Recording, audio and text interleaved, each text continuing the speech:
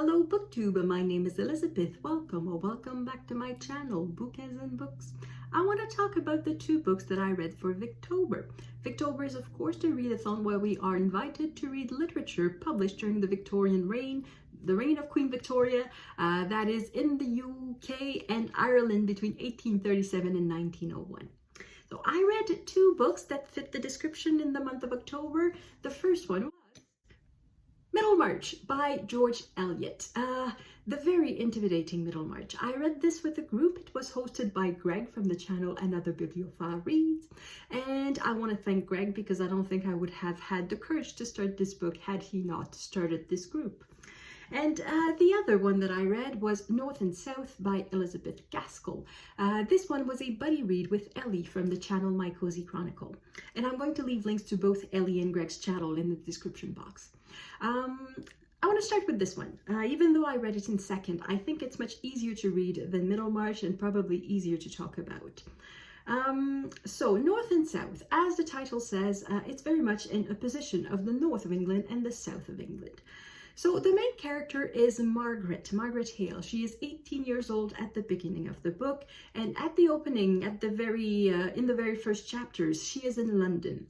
She has been living with her aunt and her cousin for the past few years, and this aunt and cousin are very rich. So they have been living the life of high society, and that is basically what Margaret is used to. However, she knows very well that she doesn't quite belong to this family.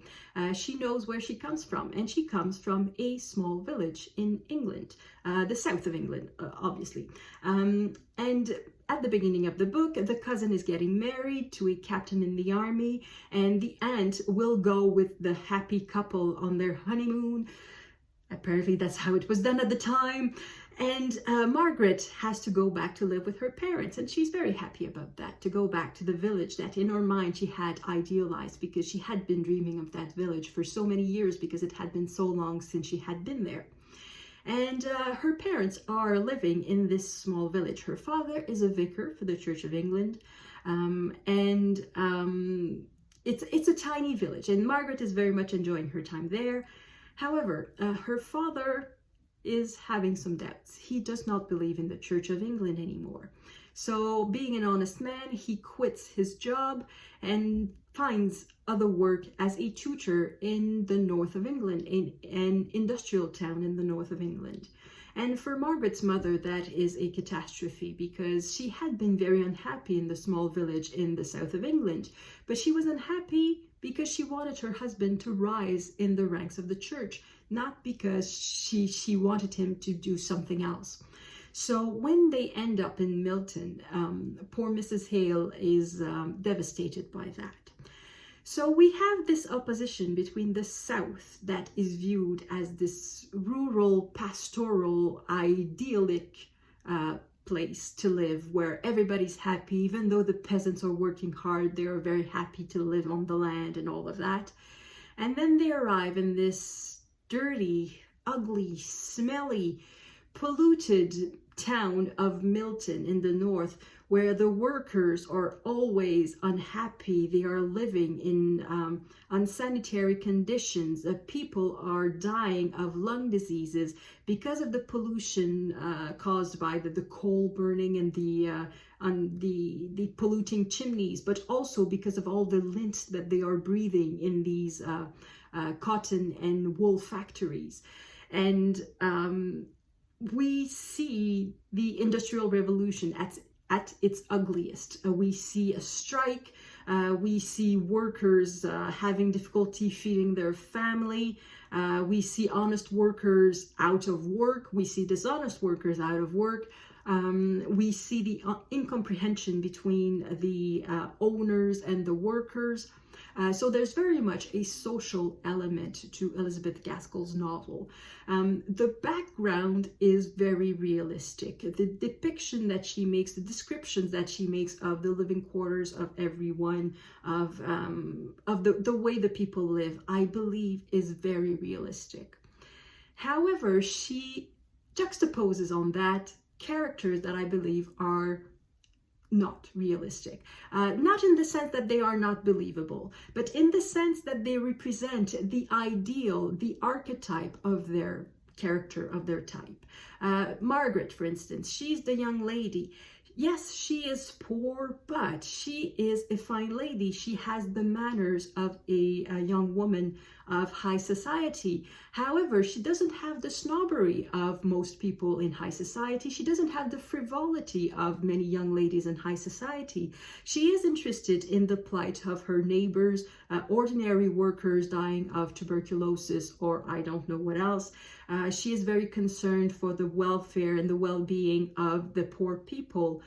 She's very willing to talk to Mr. Thornton, even though he's a manufacturer and in theory in a lower social class than she is. That she believes she is in, because that is another question: to which social class do you belong? Even though your mother was the daughter of a gentleman, if your father is just a tutor to a manufacturer, where do you stand in society? So Margaret is very much the ideal young lady. The vicar is very much the ideal vicar, because we see, well, for example, just in Middlemarch, there are other men of the cloth, and they think about the position, the job they will have. But Margaret's father does not think about that at all. He just wants to live an honest spiritual life.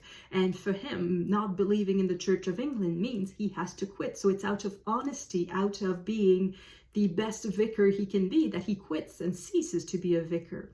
Mr. Thornton, he is a 30-year-old young man.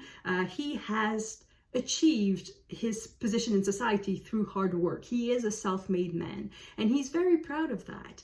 And manufacturers could be, at the time, quite cruel and quite oblivious to the plight of their workers. But Mr. Thornton is the archetype of the good owner, because he is taking measures to improve the life of his workers.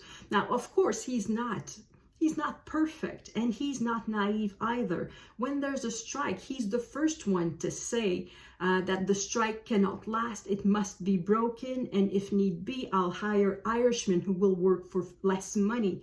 But then he realizes that perhaps it was not the best choice for him to hire these Irishmen who are not necessarily, who don't have the knowledge to work well. They don't have the abilities to do the work that the workers who had been working for him for years can do. But Mr. Thornton is trying to improve himself by taking lessons from Mr. Hale. He learns Greek and Latin, and he's learning just for the sake of learning, because he believes that there's something important in just learning for the sake of learning. On the workers' side, Margaret is friends with the Higgins, and Mr. Higgins is very much the ideal worker. He drinks, but he's not a drunk. He works hard, he feeds his family, he puts money aside for hard times. He is thinking of the welfare of the other workers. He is involved with unions to make lives of his fellow workers better, not just to cause trouble. And he's very much, again, the ideal worker in a way. None of these characters are perfect, but there is a side that is looking for improvement, and that side is very much at the forefront in all of these characters. And all of these ideal characters have a counterpart that is the opposite.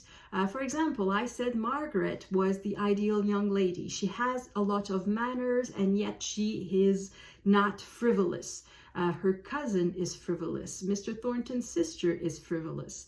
Mr. Thornton, he is somebody who works very hard. He's very proud of what he has achieved in life, and for him it's very important to have a position in society, to be rich, and to achieve things in life.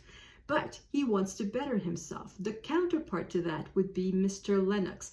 He is the brother of the captain that Margaret's cousin is marrying, and Margaret and him have spent a lot of time together, and Mr. Lennox is obsessed with making a life for himself and becoming rich. He is a lawyer, and he expects to rise in the ranks, and he likes Margaret, but mainly as a tool for him to improve his place in society. He can see that she would be a wonderful wife. He loves her in a way, but he doesn't really love her for her. He loves her for what she can do for him. So we have these oppositions between the ideal person and the ordinary, uglier person. And I think that this contrast between these archetypes of characters and the ugly background, this bleakly realistic background, I think it makes for a book that is very interesting. There's one thing that I like a little less. It's the ending.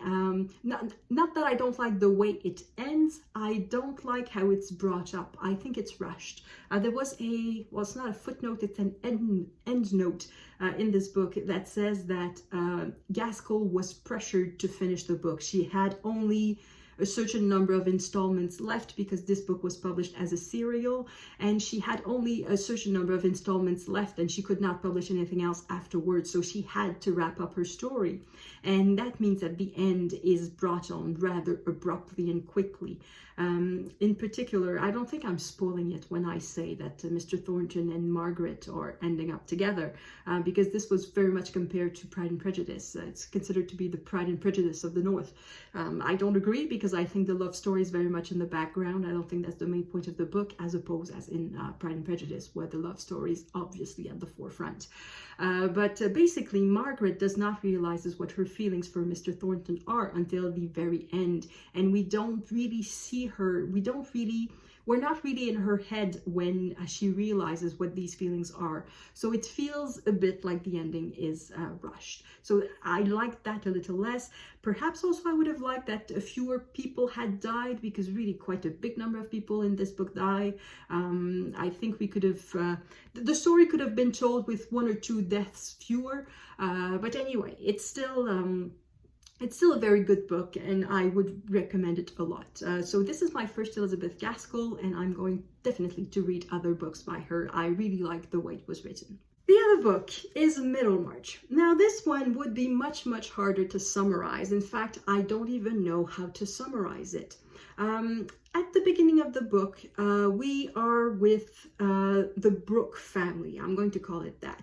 It's Mr. Brooke, who is living with his 2 nieces, Dorothy and Cecilia. And the main character is Dorothy. I think it's probably her on the cover. So Dorothy is, I forgot her age, 18, 19, 20, let's say 20 years old. And she is also a character with a lot of ideals. But the difference between the character of Margaret Hale and the character of Dorothy Brooke is that Margaret Hale is an ideal. She doesn't have ideals herself, she just lives her life. Dorothy has ideals, and that makes her a little bit ridiculous. That's one thing I was not necessarily expecting from Middlemarch. It's how funny it is. At the beginning, at least, George Eliot is making fun of each of her characters. All of her characters have some ridiculous aspect to them.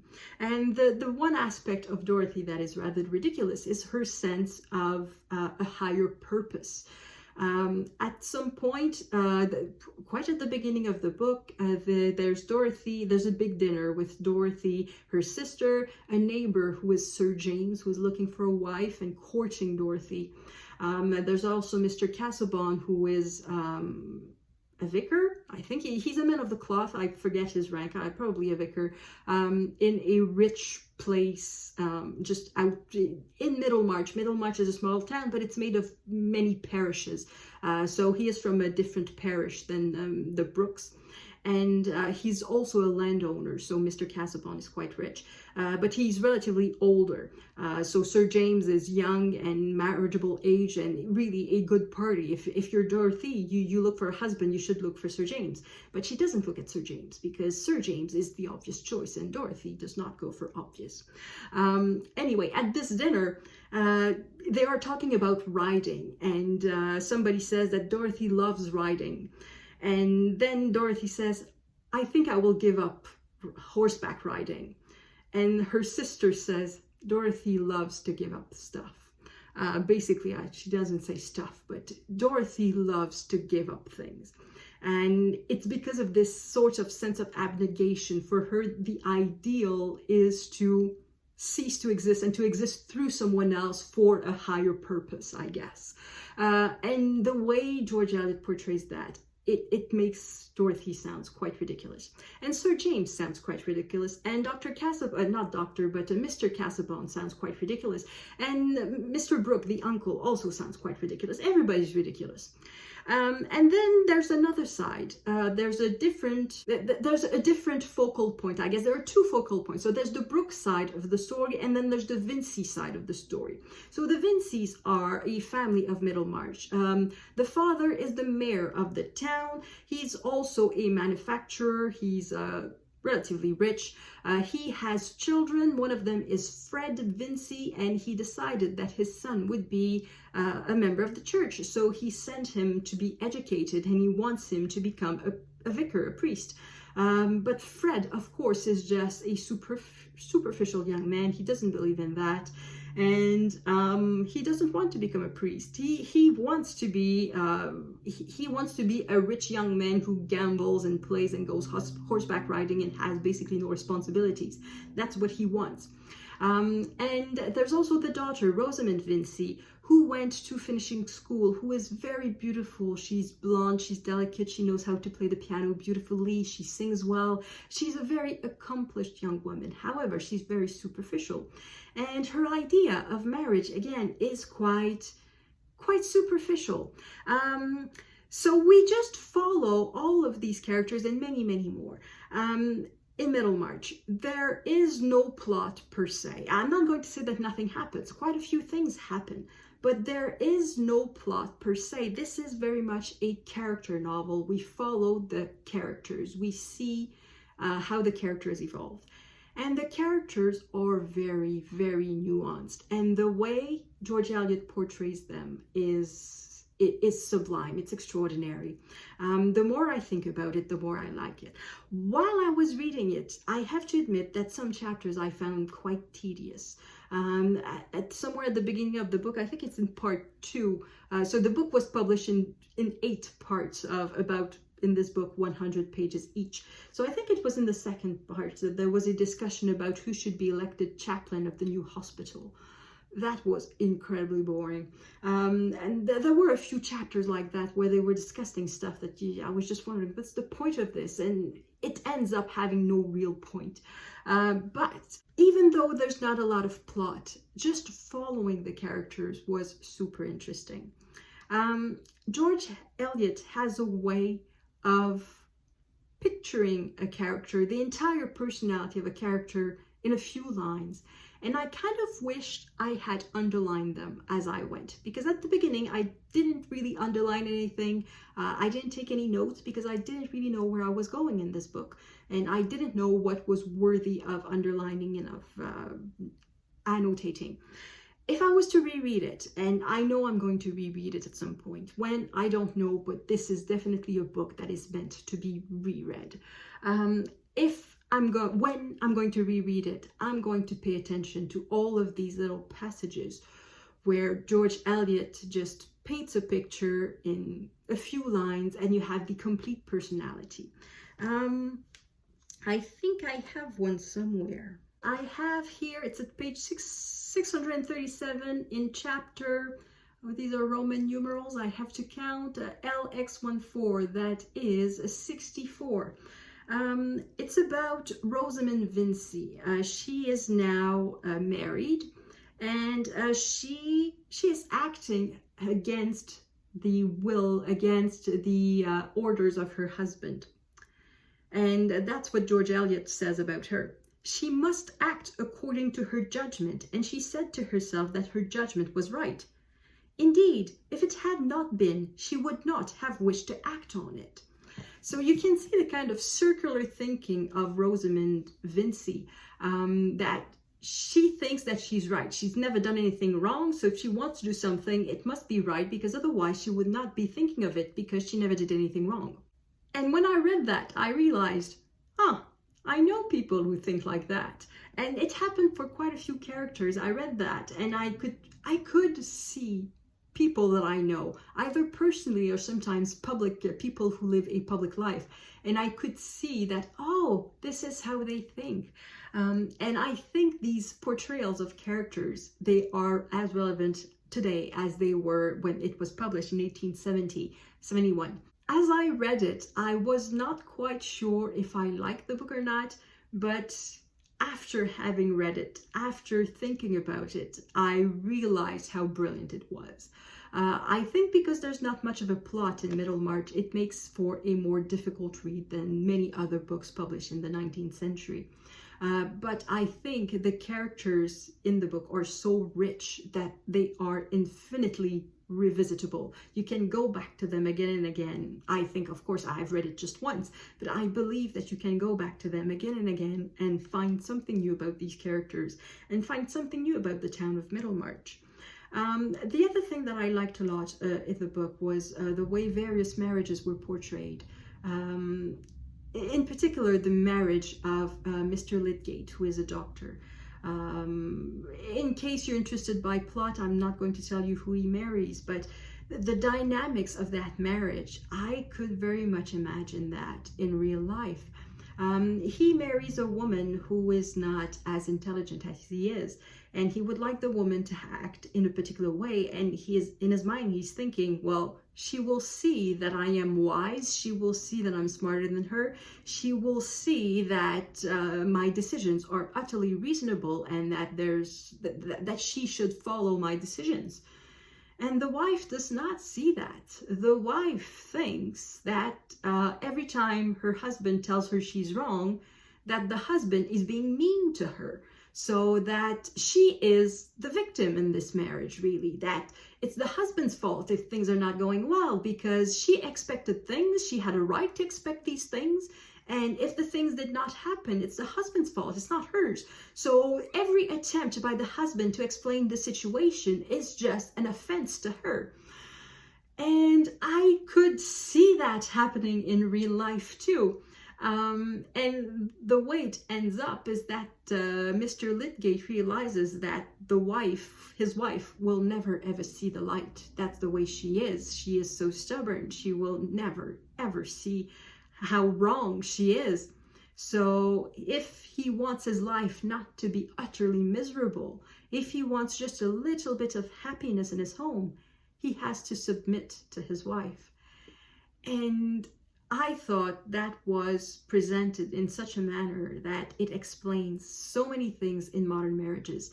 And not just modern, and older marriages too. Now, of course, nowadays divorce is a possibility, and if Lydgate lived today, he would probably divorce his wife right there and then. But it nevertheless can explain some dynamics of in any interpersonal relationships, and I thought it was brilliant. So I cannot summarize this more than that. It's very hard to summarize. The one thing that I liked less is that the two sides of the story barely ever meet. So I said that there was on one side the Brooke and the Brooke family with Mr. Brooke, Dorothy, Mr. Casaubon, another character called Will Ladislav. So these characters that are linked together, and on the other side, the characters that are linked through the Vincy family. So that includes Mr. Lydgate, Rosamond Vincy, Fred Vincy, Mr. Vincy, Mr.